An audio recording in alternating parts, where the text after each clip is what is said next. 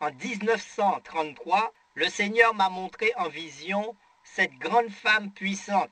J'ai noté cela et aussi comment Roosevelt contribuerait au déclenchement de la guerre mondiale et comment Mussolini entreprendrait sa première invasion de l'Éthiopie et la prendrait, mais qu'il aurait une fin ignominieuse et comment les trois ismes, nazisme, fascisme et communisme, se réuniraient tous dans le communisme. Combien ici s'en souviennent lorsque je vous avais fait rester debout et dire observez la Russie, le roi du Nord. Combien m'ont entendu dire cela et le répéter encore et encore. En tout cas, les vétérans, lorsque je le dis dans l'ancienne partie de cette église, je me tenais là et je répétais observez la Russie, le roi du Nord. Voyez ce qu'il va faire, car tous ces ismes vont se rassembler en Russie. Puis je dis que notre nation entrerait finalement en guerre avec l'Allemagne et que l'Allemagne bâtirait un mur de béton. Ce fut la ligne Siegfried dont je parlais 11 ans avant qu'on ne commence à la construire. 11 ans. Et je dis, les Américains subiront une terrible défaite sur cette ligne. Certains des frères ici ont été sur cette ligne. Frère Roy, Robertson et les autres. Demandez-leur ce qui s'est passé. C'est la vérité. Oui, mais finalement, ai-je dit, nous l'emporterons et nous serons l'un des vainqueurs de la guerre contre l'Allemagne. Et j'ai dit qu'ensuite, après cette période, la science ferait de réels progrès. C'est arrivé. On a fait la bombe atomique et toutes ces choses. J'ai dit que durant leur progrès, les autos prendraient de plus en plus la forme d'un œuf. Vous souvenez-vous du vieux capot des modèles de 1933? L'arrière qui descendait ainsi, la roue de secours fixée derrière. Regardez comme elles sont maintenant aérodynamiques, ayant la forme d'un œuf. Et j'ai dit que finalement, ils inventeraient une voiture qui n'aurait pas besoin de volant. On voyait une famille roulant sur ce qu'ils appelaient une route dans une voiture ayant un toit de verre. C'était de grandes et belles routes et c'était une belle automobile. Les gens étaient assis face à face et la voiture roulait toute seule, passant les courbes sans problème. Maintenant, cette voiture a été inventée. J'avais dit, oh, comme la science ferait des progrès en ce temps-là. J'avais ajouté en ce temps-là, ils permettront aux femmes de voter. Et maintenant, les femmes ont le droit de vote. Et par leur vote, elles vont élire un de ces jours l'homme qu'il ne faut pas. Vous l'avez fait. Lors des dernières élections, ce sont les bulletins des femmes qui ont élu Kennedy. Nous savons cela. Il y a eu ces machines truquées et ces choses arrangées à l'avance que le FBI a dénoncées. Pourquoi ne font-ils rien à ce sujet? Pourquoi ne dit-on rien? C'est parce qu'ils ont peur de perdre leur emploi. Vous voyez, ce n'est qu'une bande de politiciens pourris jusqu'à la moelle, c'est tout. Certainement, il n'y a pas de salut dans cette nation. Il n'y a pas de salut dans aucune nation. Le salut est en Jésus-Christ et en lui seul. C'est vrai, pourtant je suis reconnaissant à l'Amérique. J'aime mieux vivre ici que nulle part ailleurs dans le monde, à l'exception du Canada. Le Canada et les États-Unis sont jumeaux. Nous le savons. Ce sont des pays voisins. Le Canada est un endroit merveilleux, mais je crois que j'aime encore mieux vivre ici qu'en aucun autre endroit que je connaisse, parce que c'est chez moi. Je suis heureux d'être américain et j'en suis reconnaissant, mais c'est moi qui vous le dis. Elle aurait certainement besoin d'un autre réveil, c'est sûr, mais elle ne l'aura pas, certainement pas. Elle ne se relèvera plus. Non, c'en est fini d'elle. Rappelez-vous ce que j'avais dit il y a environ 5 ans à Chicago. C'est enregistré. Jeune, tu as l'enregistrement? J'avais dit ils l'accepteront cette année ou alors ils persisteront à le refuser. C'est ce qu'ils ont fait et c'est ce qu'ils feront jusqu'à ce que c'en soit fait d'eux. Il y aura une femme puissante. Souvenez-vous-en, cela est aussi enregistré. Une femme puissante, une femme glorieuse elle sera présidente. Ou alors cette femme représente l'Église catholique. Je pense que c'est cela. C'est elle qui prendra un jour les choses en main et qui gouvernera ce pays. Cette nation est le pays de la femme. Son drapeau a été fait par une femme et son nombre est 13. Elle a commencé avec 13 étoiles et 13 rayures sur son drapeau. Elle a eu 13 colonies. Tout va par 13. C'est 13, 13 continuellement. Il y a 13 étoiles sur sa pièce d'1 $ en argent. Tout va par 13. Son nombre est le nombre 13. Et elle apparaît au chapitre 13 de l'Apocalypse. 13 d'un bout à l'autre. Tout est femme, femme, femme, femme, femme, continuellement. Elle dirige toutes les administrations. Elle s'est emparée de Hollywood. Elle domine la nation. Elle domine les administrations. Elle domine tout. Elle a les mêmes droits que les hommes. Elle a le droit de vote comme un homme. Elle vote comme un homme. Elle jure comme un homme. Et tout le reste. Elle est un appât pour l'Église catholique, pour l'adoration d'une femme. De toute façon, ils adorent déjà une femme. Une femme immorale est le meilleur appât que le diable ait jamais eu. Elle est pire que tous les cabarets. Elle peut envoyer plus d'âmes en enfer que tous les cabarets du pays, c'est vrai. Une femme vertueuse est un joyau sur la couronne de l'homme, a dit l'homme le plus sage de la terre. Un homme doit honorer une femme vertueuse, mais une femme méchante est de l'eau dans son sang, et son sang c'est sa vie. Vous les hommes qui avez des femmes vertueuses, vous ne savez pas combien vous devez remercier Dieu pour une femme vertueuse. Car si Dieu avait pu donner à l'homme mieux qu'une compagne, il l'aurait fait. Mais une femme est la meilleure compagne que Dieu puisse donner à un homme. Mais quand elle se détourne, il y en a eu une dans le jardin d'Éden que Satan choisit comme instrument. Il ne prit pas l'homme, mais la femme. Pourquoi n'est-il pas allé vers Adam pour mettre la passion dans son cœur?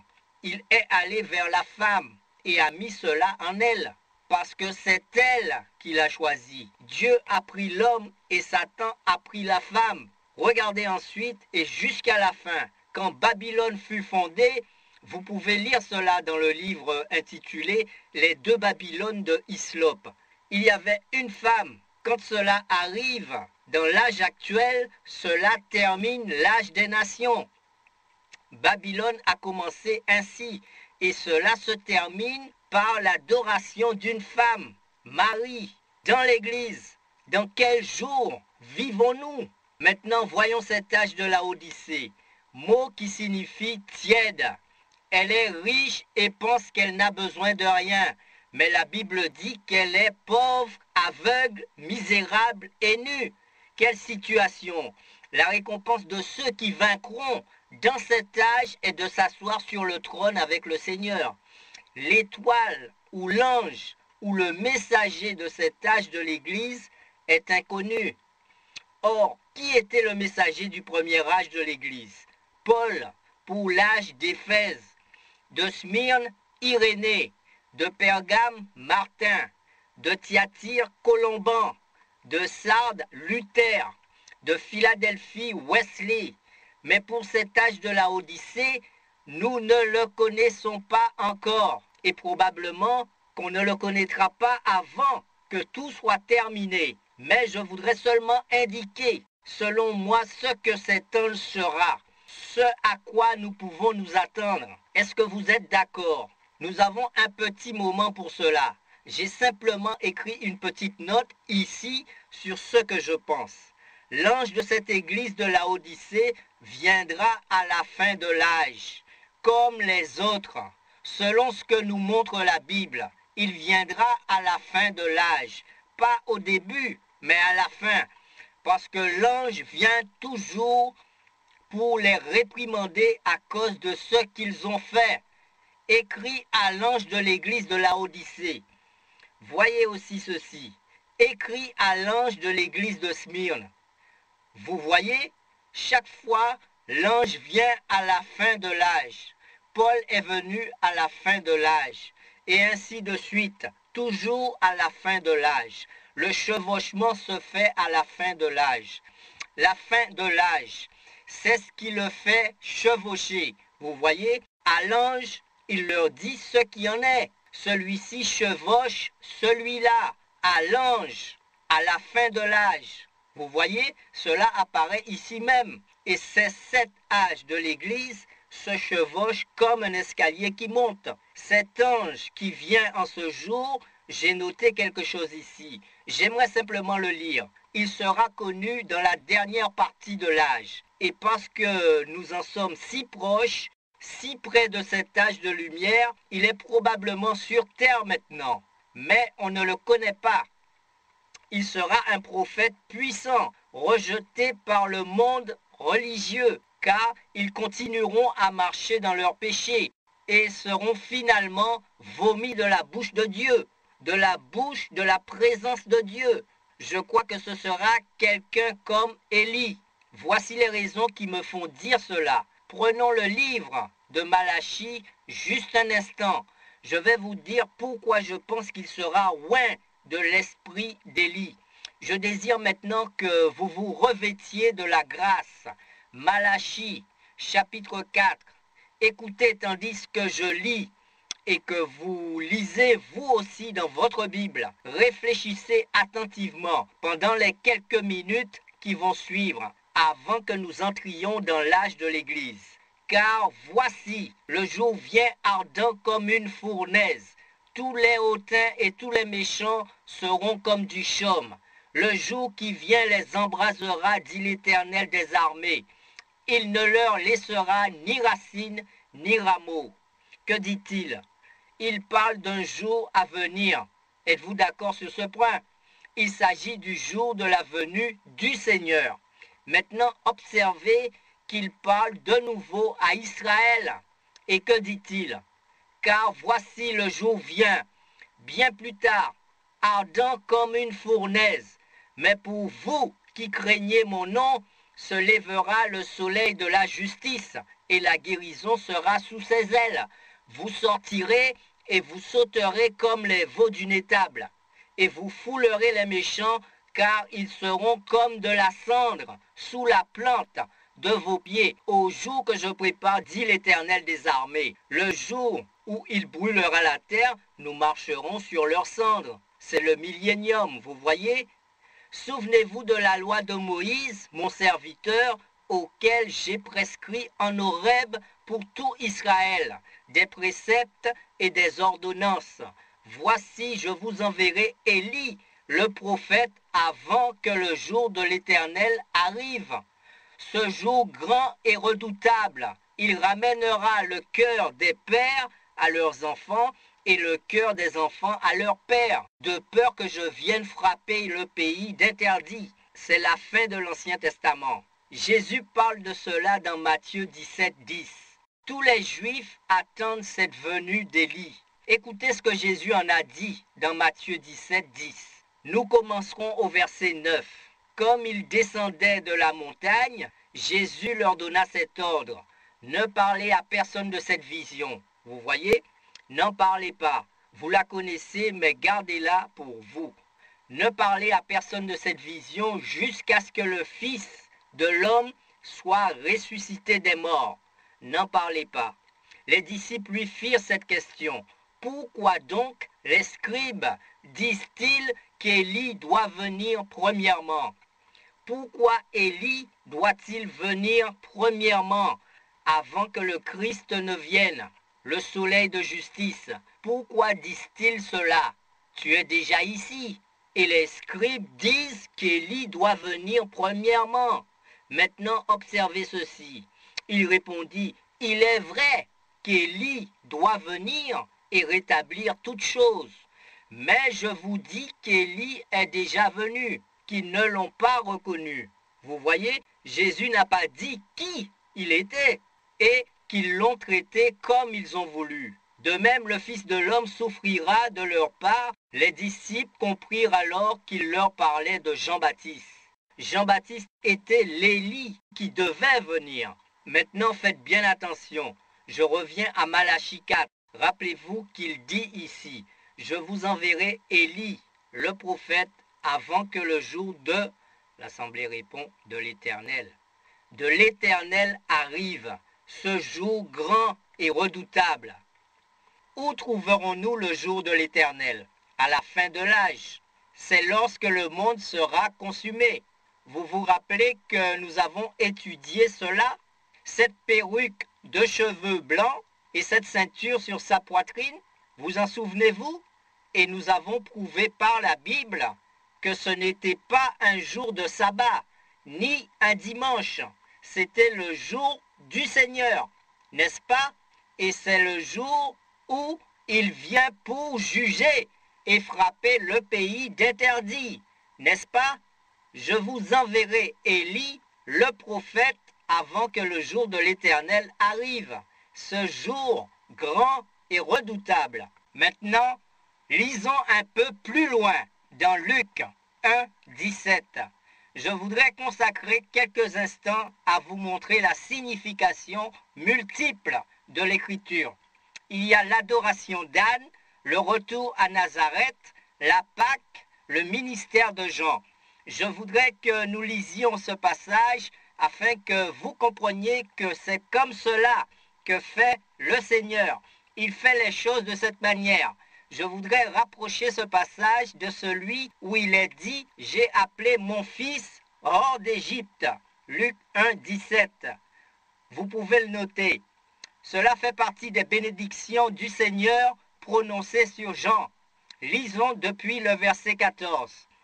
Il sera pour toi un sujet de joie et d'allégresse, et plusieurs se réjouiront de sa naissance, car il sera grand devant le Seigneur. Il ne boira ni vin, ni liqueur enivrante. Cet homme qui vient sera enseigné dès sa naissance à ne pas boire et n'avoir aucun contact avec ce genre de péché. Vous comprenez? Et il sera rempli de l'Esprit Saint dès le sein de sa mère. Il ramènera plusieurs des fils d'Israël au Seigneur leur Dieu. Il marchera devant Dieu avec l'esprit et la puissance d'Élie pour ramener les cœurs des pères vers les enfants et les rebelles à la sagesse des justes, afin de préparer au Seigneur un peuple bien disposé. Nous pouvons comprendre maintenant que ce précurseur avait été annoncé par prophétie et que c'était Jean. Est-ce vrai? Jean était l'Élie qui devait venir en ce temps-là. Nous savons aussi que l'écriture signifie parfois deux choses. Nous prendrons ce passage de Matthieu 2, 15. C'est celui que je cherchais, où il est dit « J'ai appelé mon fils hors d'Égypte ». Si nous remontons à Osée, dont ce passage est tiré, nous voyons qu'il ne s'agit pas à ce moment-là de Jésus, son fils, mais d'Israël, son fils. Osée 11, 1. Quand Israël était jeune, je l'aimais, et j'appelais mon fils hors d'Égypte. Mais ce verset a un sens multiple et une plus grande signification quand il parle de la venue de Jésus, qui était plus grand qu'Israël, que quand il parle de faire sortir Israël. Mais nous avons également trouvé que sa première venue ne s'est pas faite le jour du Seigneur, de l'Éternel, n'est-ce pas vrai? Revenons maintenant à Malachie et mettons d'abord cela au point. La venue, le jour de l'Éternel. Voyez sa venue multiple, sa première venue et sa seconde venue. Est-ce que votre entendement spirituel est prêt? Le verset 5 maintenant. Voici, je vous enverrai Élie le prophète avant que le jour de l'Éternel arrive, ce jour grand et redoutable. Nous comprenons qu'il ne s'agit pas de Jean, car ce ne fut pas le jour redoutable de l'Éternel, n'est-ce pas?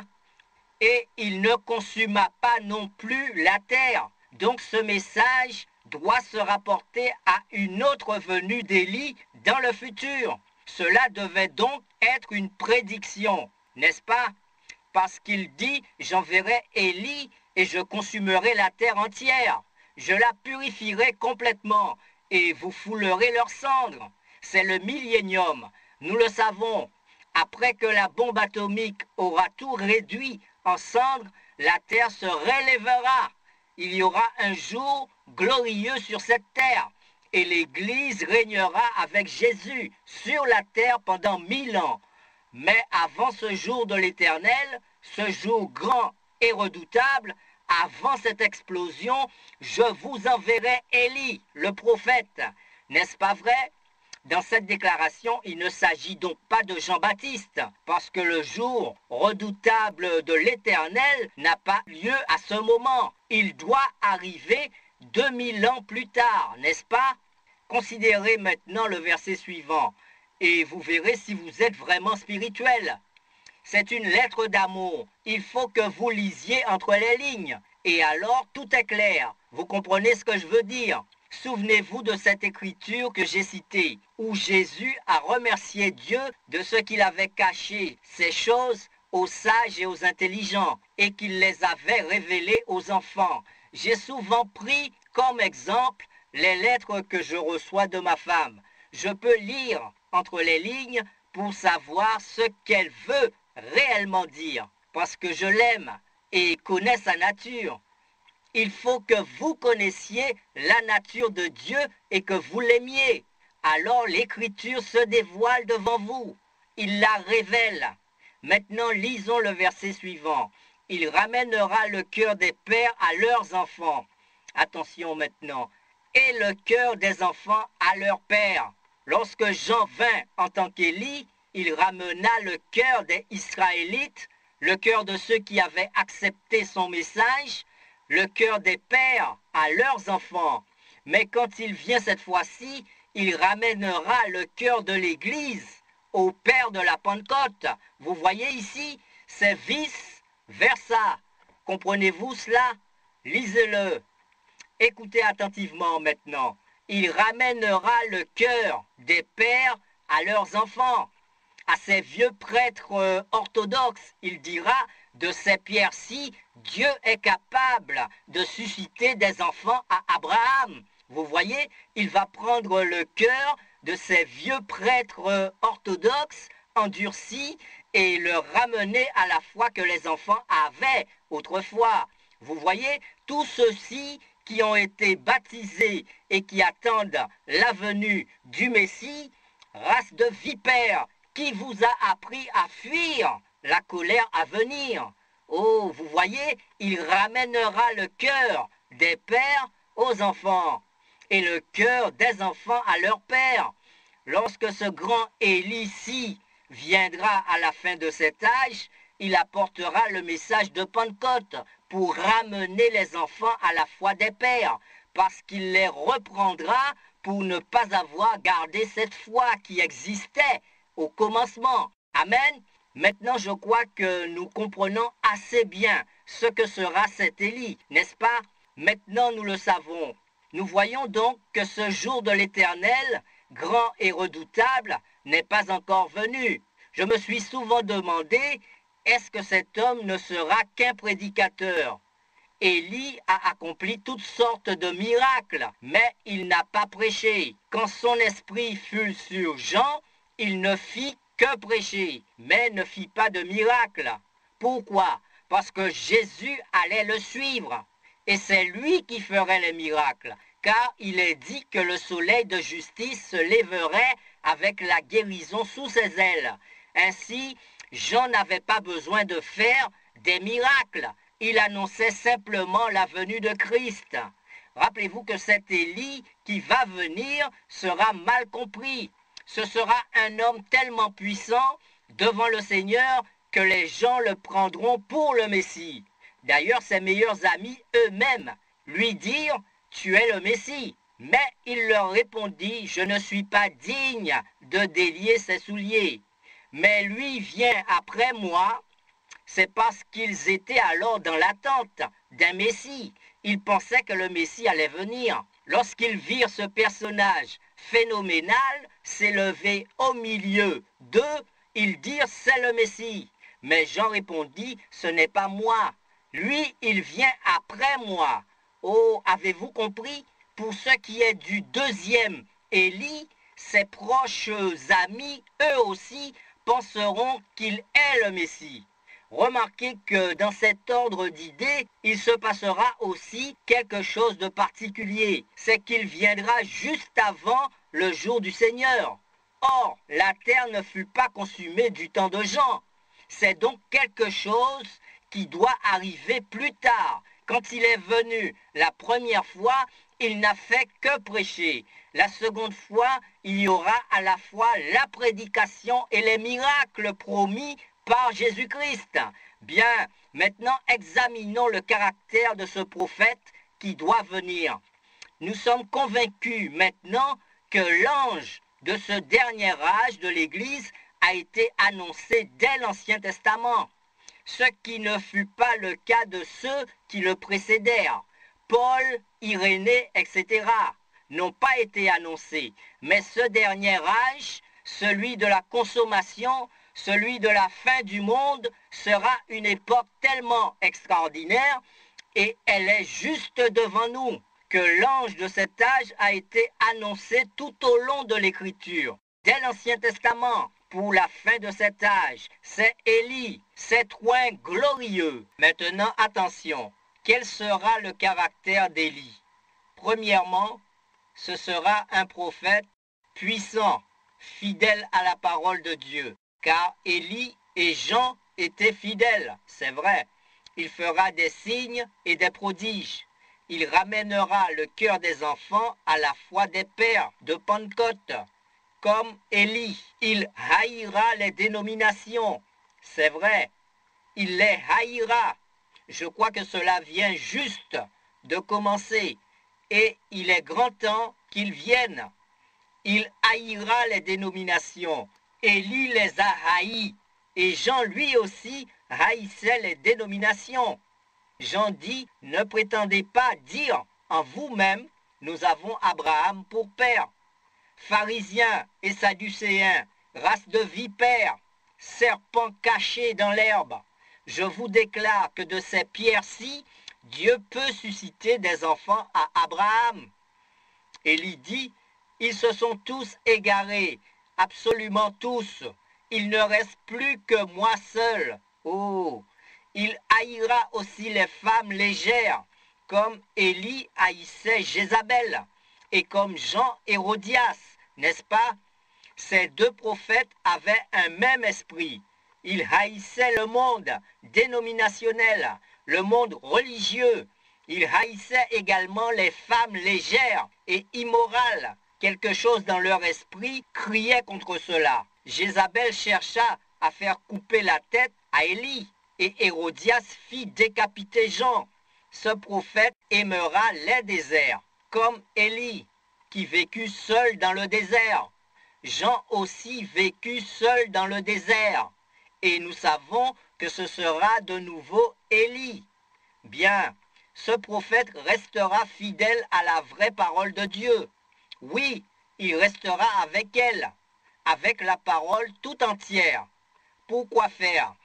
Pour restaurer la foi telle qu'elle était dans l'église d'Éphèse et qui avait été perdue au cours des âges, pour ramener la foi dans l'église qui a une porte ouverte devant elle et qui l'a rejetée. Ce ne sera pas un homme instruit. Élie le Tisbite n'était pas un homme instruit.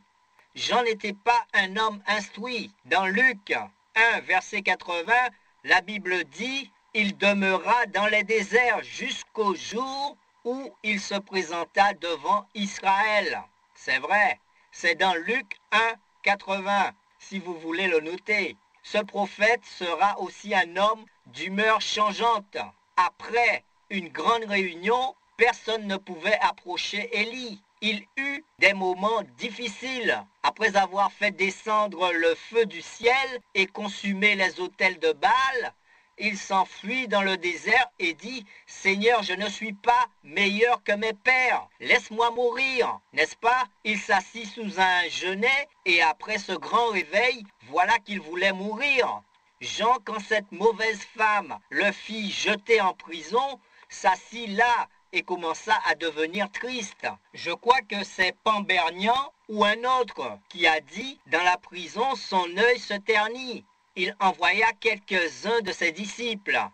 Pourtant, c'est lui qui avait annoncé « Voici l'agneau de Dieu qui ôte le péché du monde ». Jean avait vu la colonne de feu suspendue au-dessus de lui, descendant comme une colombe et se posant sur lui. Il avait été témoin de tout cela et avait dit « Voici l'agneau de Dieu ». Il avait aussi dit « C'est moi qui ai besoin d'être baptisé par toi, et tu viens à moi ». Jésus lui répondit « Laisse faire maintenant ». Mais quand on l'eut mis en prison, il se démoralisa rapidement. C'était dur et il avait de la peine à se ressaisir. Alors il dit « Allez lui demander si c'est bien lui qui devait venir ou si nous devons en attendre un autre ». C'est exactement ce qu'Élie avait fait. Exactement. Vous voyez, c'était un personnage d'humeur changeante. C'est pourquoi nous le plaignons. Nous savons ce que c'est. Ce puissant Élie que Dieu nous enverra se fera connaître comme Élie autrefois. À ce moment, l'Église sera prête à être délivrée, comme elle fut autrefois délivrée des mains du paganisme. N'est-ce pas vrai? Au moment même où il est venu, disant « Nous allons prouver qui est Dieu ». Élie délivra l'Église. C'est exactement comme Jean lorsqu'il dit, en voyant Jésus, « Il faut qu'il croisse et que je diminue ». Jean commença à prêcher et il se fit connaître juste avant la venue du Seigneur. Cette manifestation se fait juste à la fin. Bien, nous avons découvert qu'Élie devait représenter l'âge de cette église. Pour prouver que c'était Élie, après avoir donné sa prophétie, Élie n'eut pas à mourir. Il fut enlevé et transporté au ciel. C'est un type de l'église de la fin, de cet Élie qui va venir à la fin de son âge. L'Église partira dans l'enlèvement sans passer par l'ombre de la mort. Ce sera l'enlèvement. Je crois que le grand Élie qui va venir sera cet Élie, qui est annoncé pour les derniers jours dans la prophétie. Amen. Je crois que lorsqu'il viendra, ce sera l'ange ou le messager pour l'Église des derniers jours. Un peuple rejeté et dépravé.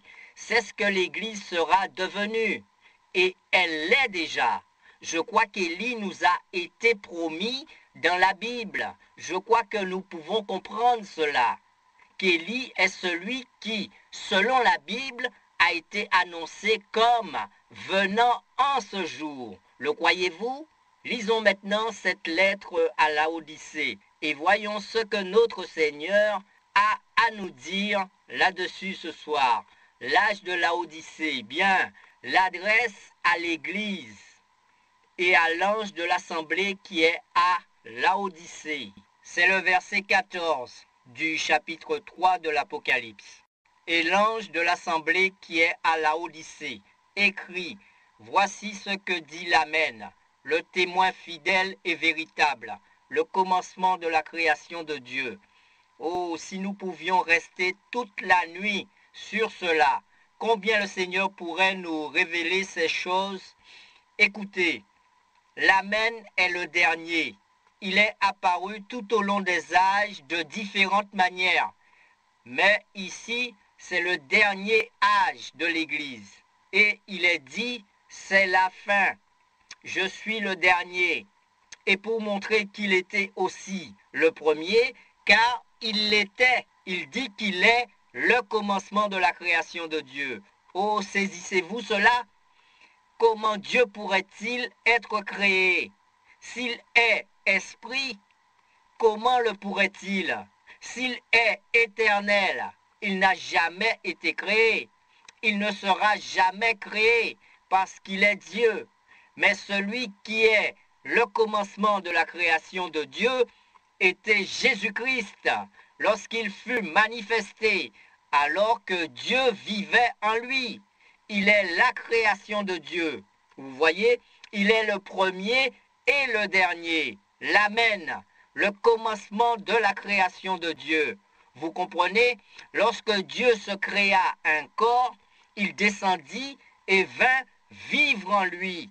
C'est le commencement de la création de Dieu. Vous voyez, n'est-il pas merveilleux? Au début, nous avons trouvé qu'il avait révélé sa divinité ici même.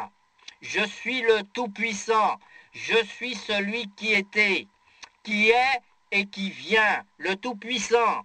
Ce fut dit 3 fois à l'église d'Éphèse. N'est-ce pas vrai? Puis il va jusqu'à l'âge de la Odyssée et dit, je suis l'Amen, j'étais le premier autrefois là. Maintenant ici, je suis le dernier et je suis le commencement de la création de Dieu. Tout au long des âges que vous traverserez, vous apprendrez que je suis Dieu. Dieu créé en forme d'homme. Je suis le commencement de la création de Dieu. Amen. Voilà qui devrait faire pousser des cris, même à un presbytérien.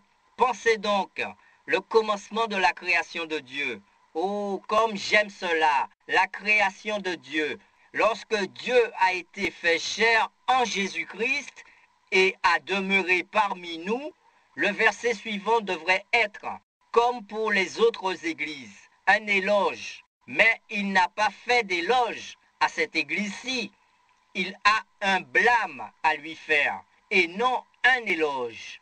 Il n'y a rien sur quoi il ait pu louer cet âge de la Odyssée avec toute cette lumière qu'ils avaient reçue et à laquelle ils s'étaient opposés. Il ne méritait aucun éloge. C'est un blâme qu'il avait pour cette église et non pas un éloge. Maintenant, je voudrais lire les versets 15 et 16.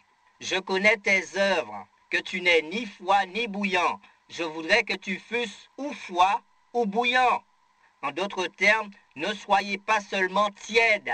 Ainsi, parce que tu es tiède et que tu n'es ni froid ni bouillant, je vais te vomir de ma bouche. Est-ce un éloge? C'est un blâme à cet âge impie de la Odyssée, le pire de tous.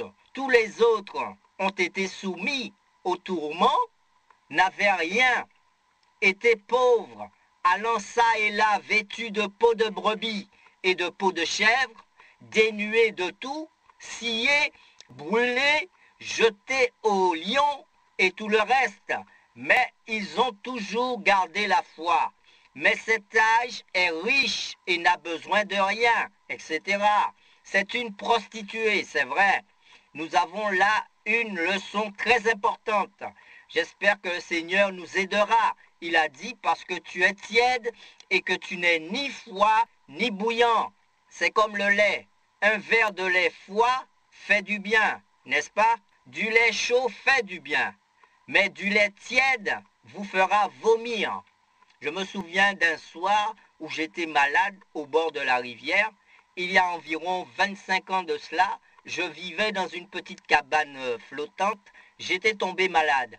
Mon beau-père m'emmena chez le docteur Isler qui me demanda qu'est-ce qu'il y a. J'ai l'estomac embarrassé. Il me dit, buvez un verre de lait tiède. Oh frère, ce lait tiède me fit vomir et me débarrassa de tout ce qui me chargeait l'estomac. Dieu dit, il vaudrait mieux que tu sois bouillant, chauffé à blanc ou glacé, que ce soit l'un ou l'autre. Ne sois pas tiède, parce que tu me fais vomir. C'est ce que cet âge de l'Église fait à Dieu. Il le fait vomir, vous voyez? Je voudrais que tu fusses froid ou bouillant. Ne sois pas tiède, sois chaud ou froid, sinon tu me fais vomir. La froideur de l'église anglicane du temps de John Wesley le conduisit à tenir des réunions ailleurs, parce qu'elle était froide et glacée. La froideur de l'église méthodiste conduisit William Booth à devenir un salutiste chauffé à blanc. Dieu a dit, à moins que tu ne te repentes, j'ôterai ta lampe de sa place. Je l'ôterai et je la donnerai à quelqu'un d'autre. C'est pourquoi lorsque l'Église méthodiste ne voulut pas recevoir le message de sanctification de John Wesley, William Booth s'est levé aussitôt avec l'armée du salut et a continué, c'est vrai. Pourquoi? Parce que les méthodistes s'étaient organisés, c'est la vérité. Ils en ont fait une organisation et Dieu dit, je hais cela. Voilà donc William Booth qui vient et qui prend la relève avec l'armée du salut. Et eux, qu'ont-ils fait? La même chose. Ils se sont détournés et ont fait une organisation. Après lui sont venus les campbellistes qui ont subsisté un peu de temps. Puis ce fut au tour de John Smith avec les baptistes. Après cela sont venus les nazaréens. Et après les nazaréens, la Pentecôte. Qu'ont fait les nazaréens? Ils ont fait de leur mouvement une dénomination. Qu'est-il arrivé ensuite? Deux petites branches sont sorties. L'Église de Dieu, etc. Qu'ont-ils fait? Ils se sont organisés et Dieu les a laissés aller. Après cela, les pentecôtistes sont venus avec la bénédiction de la dernière pluie. Et qu'ont-ils fait? Ils se sont organisés et Dieu les a laissés aller, c'est vrai. Maintenant, nous arrivons à la fin et vous allez recevoir quelque chose de vraiment fort dans quelques instants. Il vous veut chauffer à blanc ou glacé, l'un ou l'autre. Ne soyez pas tiède. Ne prétendez pas avoir quelque chose que vous n'avez pas. Soyez enflammés pour Dieu ou retournez dans l'organisation. Ne soyez pas tiède. C'est la même chose maintenant. C'est la même chose qui est arrivée dans ces églises. Ici, il vous veut bouillant ou froid. Il ne veut pas de tiède. C'est là que la Pentecôte en est arrivée, à un état de tiédeur. De temps en temps, ils se mettent au piano et s'accompagne de quelques tambours et ils s'amusent à faire un peu de bruit. Quand ils ont fait assez de musique, quelqu'un se lève et se met à dire « Louange au Seigneur, Alléluia !» Et la musique s'arrête peu à peu. Là, là, là, là, là. Et c'est tout. Oh, cela donne la nausée à Dieu. Vous comprenez? Bien. Il ne se passe plus grand-chose, comme par exemple un réveil bouillant tombant sur eux. Mais par contre, il y a plein de trucs mécaniques dans ces églises. Vous voyez, car ils sont riches. Oh oui, ils se rassemblent, font de grandes réunions et tout le reste. Ils ont eu de bons moments dans ces églises. C'est vrai, mais maintenant, tout est devenu machinal et mécanique. Et il n'y a plus la chaleur du Saint-Esprit. Voyez ce qu'il dit. Je connais tes œuvres, que tu n'es ni froid ni bouillant. Je voudrais que tu fusses froid ou bouillant. Ainsi, parce que tu es tiède et que tu n'es ni froid ni bouillant, je vais te vomir de ma bouche. Voyez ce qu'il dit. Je connais tes œuvres, que tu n'es ni froid ni bouillant. Je voudrais que tu fusses froid ou bouillant. Ainsi, parce que tu es tiède et que tu n'es ni froid ni bouillant, je vais te vomir de ma bouche. Il dit, j'aimerais que tu fusses froid ou chaud, parce que tu ne l'es pas. Il faut que je me débarrasse de toi, c'est tout. Il faut que je te rejette de ma bouche. Ils sont pleins d'argent, ils ont de grands bâtiments, ils ont de grandes entreprises en route, mais ils n'ont pas la chaleur du Saint-Esprit. Ils ont une machinerie, un système. Ils ont constitué une église unifiée. Ils ont les plus grands bâtiments qu'ils aient jamais eus et leurs affaires marchent bien. Mais ils n'ont pas le Saint-Esprit, vous voyez. Le Saint-Esprit est pourtant ce que Dieu avait envoyé à l'église. Nous continuons sur ce verset 16. Ils ont toutes sortes de comités. Oh, nous avons un bon système. L'association d'aide aux femmes âgées, la soirée de cartes pour les jeunes gens, le jeu de loto du vendredi soir, le basketball du dimanche après-midi, le baseball, etc. Nous avons aussi la soirée de causerie pour les hommes. Oh, nous avons toutes sortes de choses. c'est moi qui vous le dis. Cette église est surchargée d'associations, de clubs, de réunions et de tout ce que vous voudrez. Mais il n'y a aucune chaleur venant du Saint-Esprit, vous voyez. Vous avez un grand système, mais vous n'avez rien pour le réchauffer. Vous vous réchauffez à la chaleur du monde, mais pas à celle de Dieu. C'est pourquoi vous êtes tiède et vous avez plus de membres que jamais. C'est vrai, mon cher, nous avons eu 1 million de plus en 1944, on dit les baptistes. Mais qu'est-ce que tout cela? Une grande machine. C'est dans cette même église que j'ai entendu demander une interruption de la réunion de 15 minutes pour donner au pasteur, au diacre et à tous l'occasion de sortir un moment pour fumer une cigarette. Vous voyez, voilà où on en est. Pourtant, la Bible condamne clairement cela.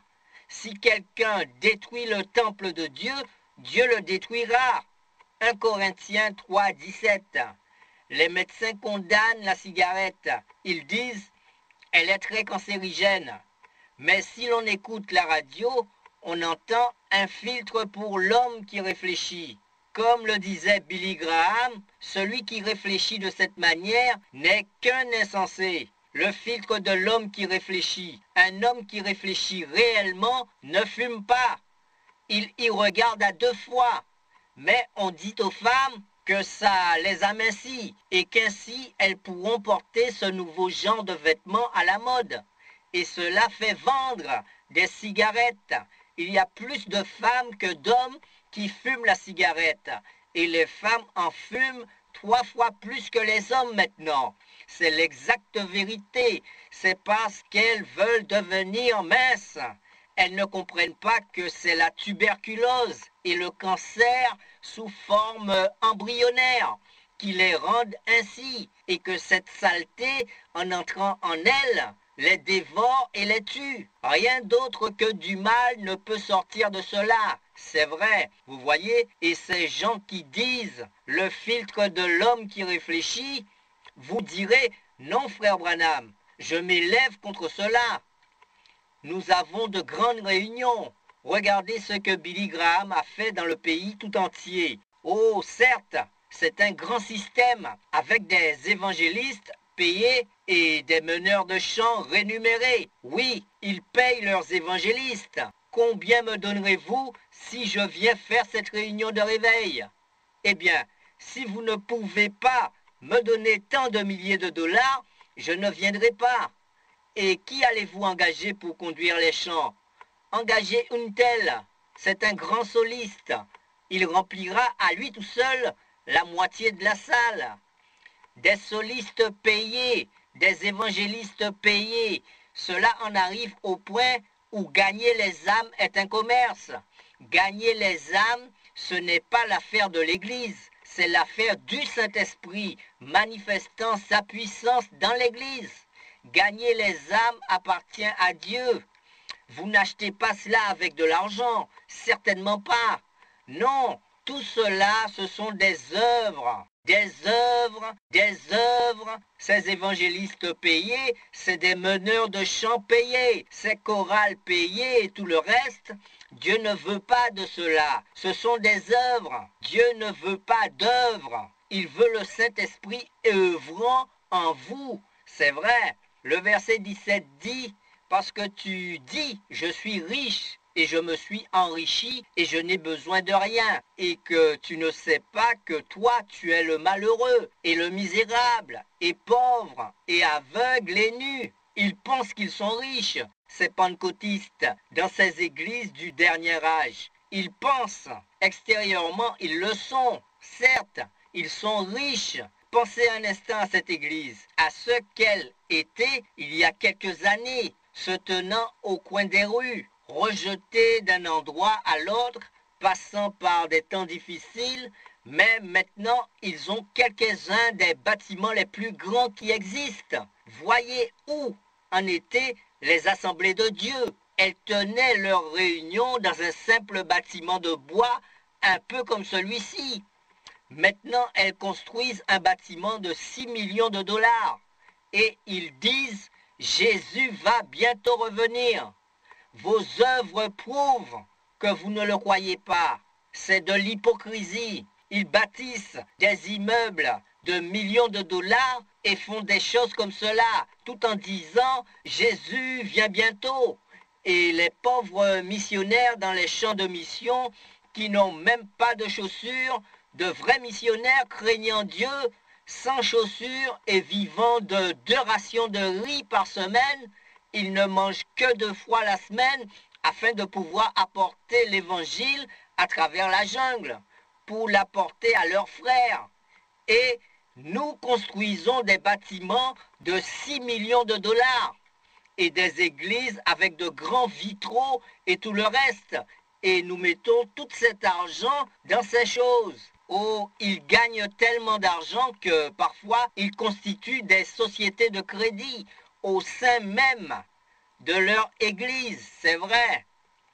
Ils ont un médecin pour examiner leurs évangélistes ou leurs missionnaires. Si quelqu'un veut aller dans les champs de mission, on lui fait passer un examen médical ou un examen psychiatrique pour voir si son quotient intellectuel est bon. C'est le Saint-Esprit qui examine cela.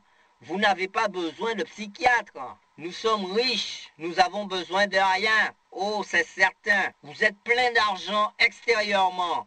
Vous êtes dans l'abondance. Vous avez de grands bâtiments, des vitraux, etc. Et vous avez des prédicateurs éloquents. Oh, c'est moi qui vous le dis. Ils sont vraiment éloquents. Ils pourraient rester toute une nuit à parler sans rien dire. Quand ils viennent, je pense aux choses qu'ils ne devraient pas dire. Il y en a un qui se lève, il se met à parler un peu sur ceci et sur cela. Vous savez comment c'est? Ils ont des chanteurs énumérés, c'est vrai, et des prédicateurs éloquents.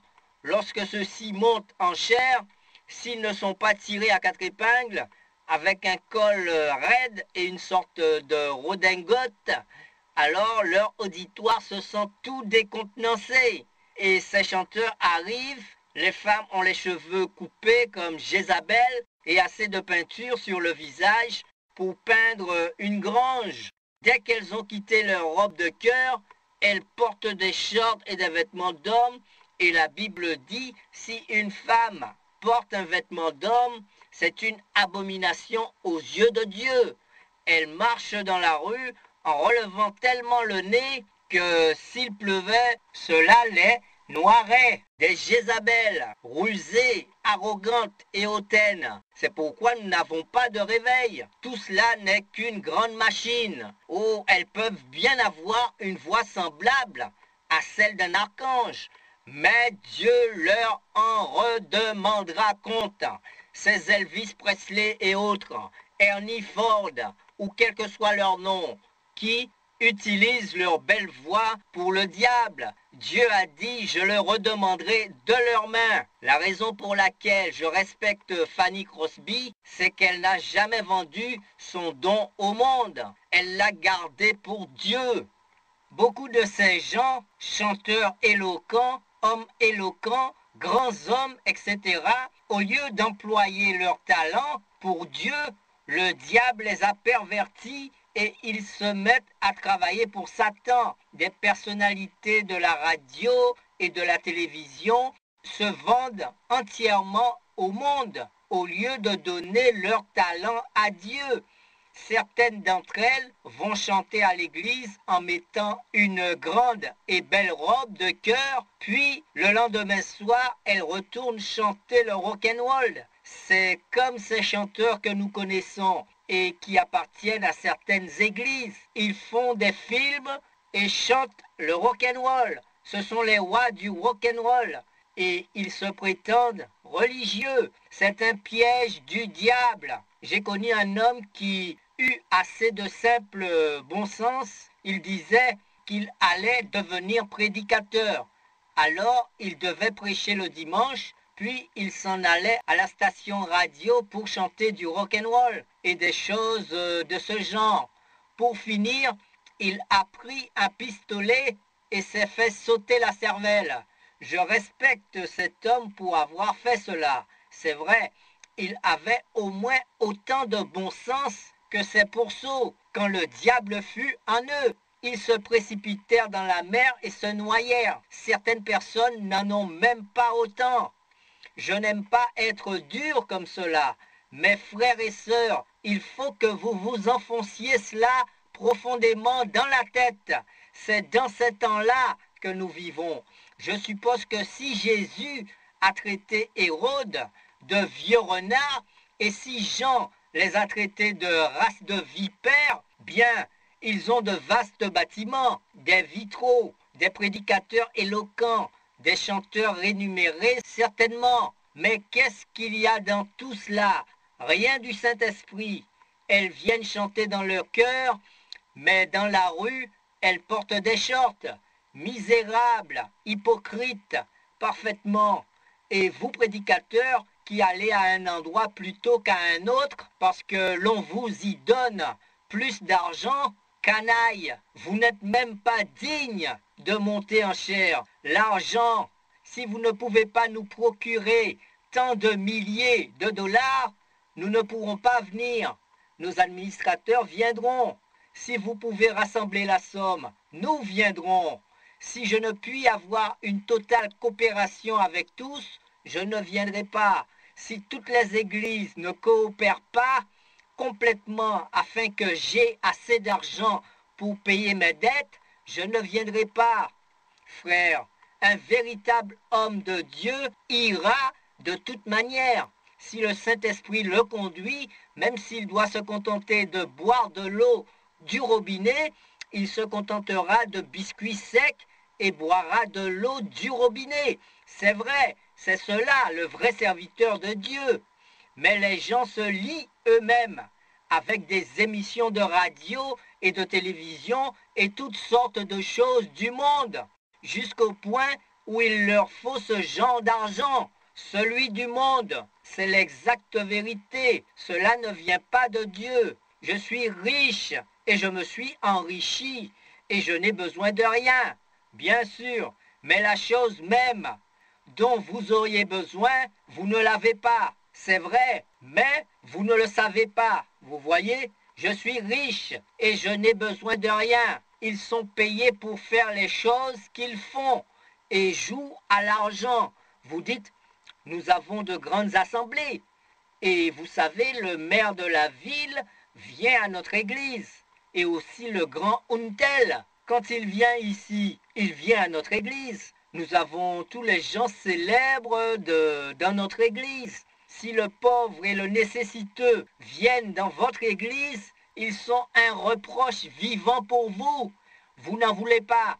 Vous avez peur que quelqu'un dise Amen pendant que vous prêchez. C'est comme cette femme dont j'ai lu l'histoire. Elle avait élevé ses enfants dans une église à l'ancienne mode, au fond des bois, quelque part où les gens étaient vraiment pieux. Un jour, un jeune gars est venu et a épousé sa fille. Il disait appartenir à une grande église de la même dénomination en ville. Il avait dit à la mère qu'il était chrétien. Il épousa la fille et l'emmena. Ils finirent par la faire quitter cette vieille petite église de campagne pour l'emmener dans cette grande et belle église qui avait le même nom. Mais là-bas, dans les montagnes, ils avaient le Saint-Esprit. Ici, ils n'avaient rien. Ils allèrent donc dans cette grande et belle église. Un jour, la maman fit savoir à sa fille qu'elle allait venir la voir. Ses enfants se demandèrent ce qu'ils pourraient bien faire d'elle. Lorsqu'elle arriva, on aurait dit un personnage sorti d'un vieil album. Elle avait une de ses robes au col boutonné jusqu'au menton, vous savez, et de longues manches. Elle s'était fait un chignon qui avait l'air d'un oignon. Lorsqu'elle arriva chez eux, elle leur dit « Alléluia, mes chéris, comment allez-vous tous? Demain matin, c'est dimanche. Vous allez tous à la réunion, n'est-ce pas ?» Mais ses enfants parlèrent entre eux, et son beau-fils dit à sa femme « Qu'allons-nous faire d'elle? Nous ne pouvons pas la prendre à la réunion comme cela. Je ne sais vraiment pas que faire. » Alors il alla dire à sa belle-mère « Maman, je voudrais vous dire quelque chose. » Elle lui répondit Oh, mais je ne peux pas me passer d'aller à l'église. Il y a certainement une église telle et telle dans les environs. Oh, j'en ai vu une là-bas, au coin. Je vais y aller. Les enfants se dirent l'un à l'autre, bon, il va falloir que nous y allions. Ils y allèrent donc. Ils la laissèrent partir la première parce qu'ils avaient honte d'elle. Elle traversa la rue dans ce vêtement désuet, sa Bible sous le bras.